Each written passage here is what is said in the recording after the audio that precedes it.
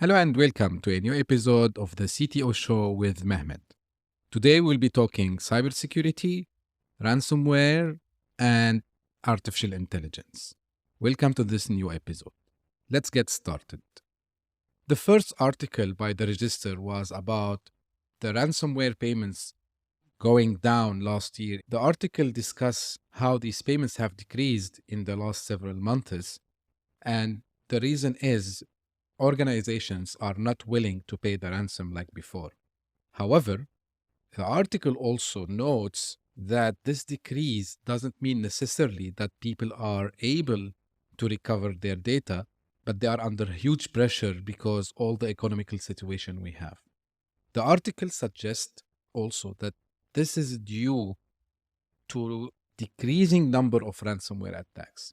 But the decreasing number is not a good news because although like at some stage last year there were like a decrease in the number of attacks, but these attacks became like more sophisticated where they were able to do double extortion techniques, and they were also threatening organizations to release stolen data if the ransom is not paid. So the article concludes that despite the ransomware payments decreasing, but still the threat of ransomware is a significant concern for organizations moving forward. So decreasing the number doesn't mean that we are done yet. The second article, which I found interesting today, is like how chief information security officers, CISOs, can manage the security with their C-level executives. As we know, C-level executives, they might be traveling a lot, they might be on social media, they might be everywhere, like talking about the company.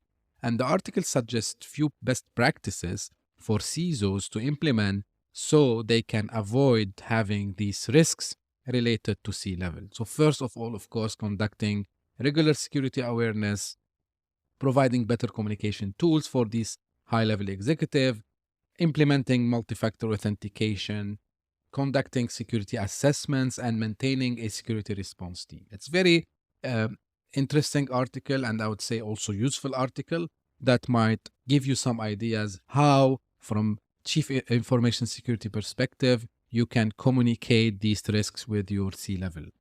The third article, also related to cybersecurity today, is about the types of risk assessment.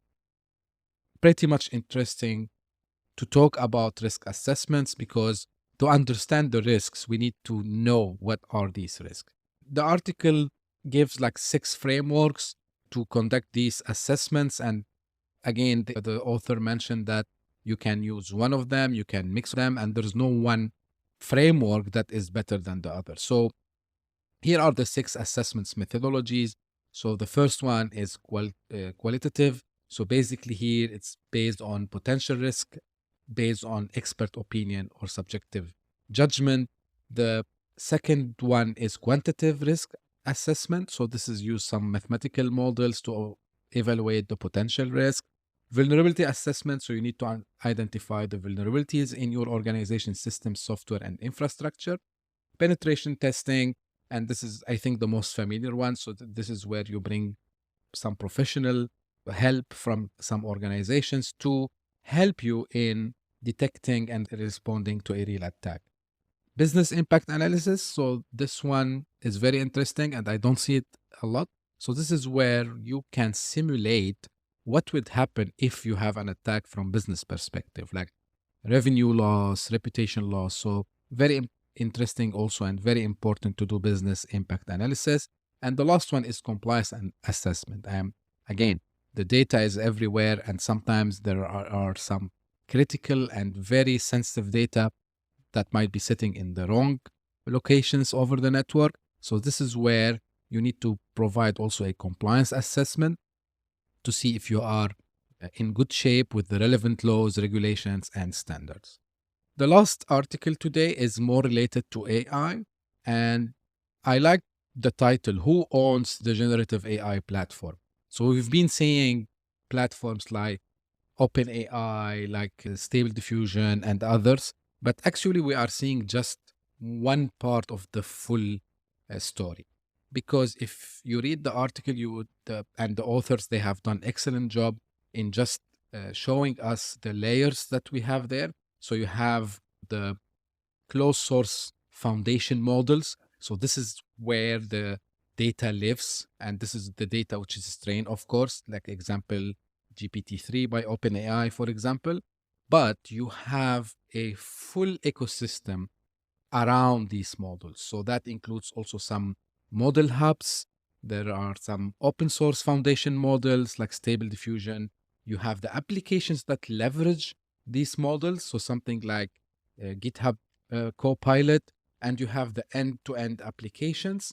And behind the scenes, there are also the cloud platforms and the compute hardware. So cloud platform could be anything like AWS, Azure, GCP, and others. The compute, we talk here about, of course, the GPUs like NVIDIA's or TPUs from Google.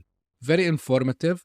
And also the article just try to discuss and try to discover how in the future this will be a way to get some revenues to these model building companies like OpenAI. And the article suggests that the ownership of the generative AI platform could have significant impact on the broader field of artificial intelligence as AI systems become more advanced and have the ability to create a new data and content. It will become increasingly important for society to establish clear guidance for the ownership and usage. Very, very interesting article. As usual, I will be referring to all articles I used today in the episode description. And I hope you enjoyed today's episode. I'm always keen to hear back from you. If you like this episode today, if you want me to discuss certain topics in future episode, I would be more than happy to do that. And until we meet next time, thank you very much for listening and see you soon.